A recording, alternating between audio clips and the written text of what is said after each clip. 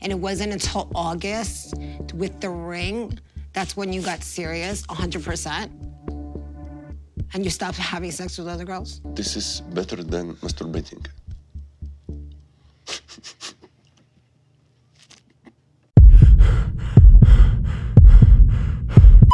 What do South Korean people think of Americans? Greasy food and being fat. Oh, my.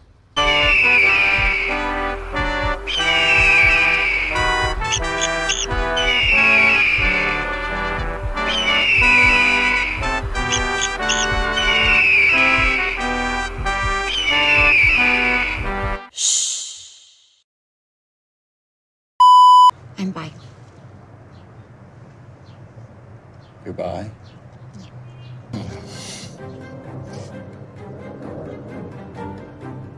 I don't even know what to say to that.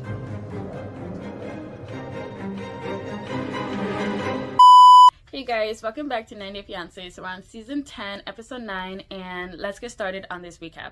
So we're going to start off with Nikki and Justin first. So they're going on a romantic place, and Justin says that if she behaves, then they can bang for the second time.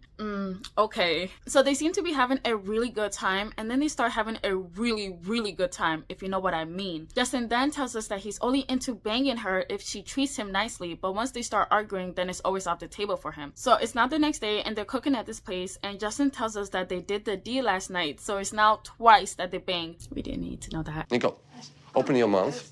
Okay. Nikki, open your mouth. Let's try. Catch him. No, I want something else in my mouth without Okay. that. Why would she say that in front of the lady? But Justin says that Nikki doesn't cook or clean, but the women here do cook, clean, and also take care of the husbands, and that's such a big turn on that it makes him actually want to have sex with them. And I actually kind of get what he's talking about, because when somebody wants to show you that they care and love for you, they do things for you. So it's kind of like the acts of service. But also some people don't care, okay? You can give them the world and they will still cheat on you. So you can never win in these situations. So what happened was that they didn't actually do it when we saw them like kissing and making out. They both fell asleep, but then Justin woke her up at 3 a.m. to then do the deed. That is so lame of you, Justin. That's so lame. It's just so obvious that he was in the mood randomly and she was right there to fulfill his needs. So Nikki straight up asked him if they aren't being intimate because she's trans, and Justin actually admits it. He says that she acts too much like a man and it turns him off. And Nikki takes it well by laughing. I wouldn't have laughed. No, I wouldn't have laughed at all. That's not funny. But also I can tell that she's pissed. Oh, I don't know. That would have pissed me off. So then Justin says that if she acts more like a nice woman, then he will be more attracted to her. Then she brings up that he doesn't know how to treat her and he doesn't even post her on social media. So Justin says okay, and he changed his status on Facebook to engage. And that makes Nikki very happy. But if I was her, I would still be angry about the whole masculine thing, but that's just me. So now they're going wine tasting, and when they get there, the guy leading them is a guy named Wohan. And he tells us that people tend to get drunk by their 7th drink, and then by then they aren't even listening to him anymore. And Nikki and Justin are doing just that. This is for you. Just be yourself. Okay, this is wine. So Nikki and Justin are getting seriously in the mood in front of Wohan, and Nikki's like, after this we can get busy. And Wohan literally says too much information. Like, yes, Wohan, we're all victims of them. And then Nikki says that the wine is pink, like what? And Justin says, like your lips. And Nikki says, yes, both of them. Like, oh my gosh, what? They're so bold. And the face that Wohan makes is so funny because, ew. No, don't eat me. Finish the What do you last. mean, don't eat you? I can eat you whenever I want. Yes, you can. So it's the next day and they're clearly hungover. So they go and eat, and Justin brings up how they banged, but she's still not happy. And Nikki says that it was 3 a.m. and that's why she's upset, because it wasn't anything special. So Nikki says that they can just be friends if he wants, and Justin says that there's a thing in Moldova where it's common for friends to bang. And Nikki's like, were you doing that while we were in a relationship? And Justin's like, no. And Nikki's like, well, sometimes I try to call you and you never answer, so were you out doing that? And then Justin says, bitch vibes is coming.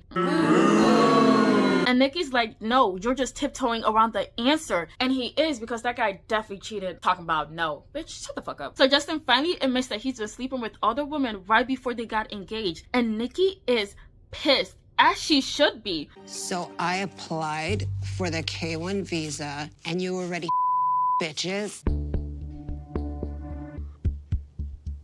And it wasn't until August with the ring, that's when you got serious, 100%. And then Justice says that this is better than masturbating. Like, bro, what are you even talking about? What are you even talking about? So then Justin keeps saying that this is all in the past, it's all in the past. And Nikki says that this is unacceptable and she doesn't want to go forward with the engagement. And then she leaves. Good for her, because I feel like we all seen it coming. Like, come on, girl. We've been known he would cheat. We've been known. But I kind of saw some of the spoilers. They're still together. So that's kind of disappointing. Anyways, now for Devin and Nick. So they're heading to Sochi, which is a 2-hour drive. I love a good road trip. But when they finally get home, Nick walks in to see all these people. So we find out that Devin lives at home with all of her siblings, and Nick is overwhelmed with 6 people living in the house. And he says that it's going to be hard for them to have any privacy. But Nick makes himself at home and asks Devin where she put the pig that he bought her. And I couldn't help but see the other giant pig in the room. Like, okay, Nick, we get it. You know? Where's the stuffed piggy I gave you? It's still packed in my bag. Let him breathe. Let him out. Get the piggy. You little piggy. Get the piggy out. Ow. So now it's the next day and they go out to see the city. And not only is there really nothing to see, but also there's not much diversity. Obviously. So Nick sees a statue and we find out that it's a Confederate soldier. Y'all, we gotta get Nick out of there. Like, fast. We gotta get him out fast. So Nick tells us that after COVID, the hate against Asians had increased so much. And if it's too much to handle, then he will start thinking of a plan B. Good. Good. He's trying to get out there. So now they're having like a family and friends eat out, and so far so good. So they sit down and somebody asks Nick, what do South Korean people think about Americans? And Nick just says the truth and basically says greasy food and fat people. And the lady going, oh my, it's killing me. What do South Korean people think of Americans? Greasy food and being fat. Oh my. And when Nick tries to backtrack and say that he doesn't feel that way, Devin throws him under the bus and says, yes, he does. I don't think that way. Yes, he does. People. So Devin then says that unhealthy food is cheaper than healthy food, and Dad cuts in and says, or some people are just lazy and choose to go through the drive-thru. That's so me. I can't lie. I love it. It's fast, it's easy, it's cheap, it's good. Healthy, no, but convenient, yes. And that's why my back is big. Anyways, Nick says that Devin is lazy and she always gets fast food for lunch and that no wonder she's a piggy. And the look everybody gives him is crazy. Like, Nick, shut the fuck up, please. But Devin says that it's a battle and she kind of really gave up on him on trying to stop him from calling her piggy. So then it's the parents and friends talking and they're very against what he said. And that is worried if he can even treat her right after he kept calling her piggy. Okay, so that's where this segment ends. Now for Sophie and Rob. So they're going to the bowling alley and they're meeting up with 2 of Rob's friends who are Ty and Tori. So they're having fun when Tori all of a sudden asks Sophie why she was going through Rob's phone. Like, bro, mind your own business. I don't like Tori. Like, I literally genuinely don't like Tori. So Sophie tells him why she went through his phone, and now Tori and Ty look so fucking stupid. Tori said that Rob didn't tell him that, and obviously he wouldn't. So now they start turning on Rob and he starts trying to defend himself. Anyways, they start arguing a bit, but then they end up apologizing to Sophie and saying that she was a good woman for sticking with him. So now it's a different day and Sophie's calling her close friend to talk to her about her relationship with Rob. So she told her what Rob did and her friend is like, how are you going to trust him on your wedding day? And Sophie's like, oh, you're right. So then her friend asks if she told Rob if she's bisexual yet. And Sophie says not yet. And so her friend urges her to tell her as soon as possible, and that's where their conversation ends. So now after some time later, Rob tells us that him and Sophie are going to go get their wedding bands. And Sophie tells us that she will try to tell Rob today that she's bisexual. So they're talking about the rings when Sophie starts getting nervous, and so she leaves to go get some air. She then starts crying and Rob has to come over, and Sophie finally says that she's bi. And Rob is like bisexual? And she's like, yep. And then it's just silent for a while before he puts his head down, and that's where their segment ends. Eesh, I thought he would be happy. Yay, threesome.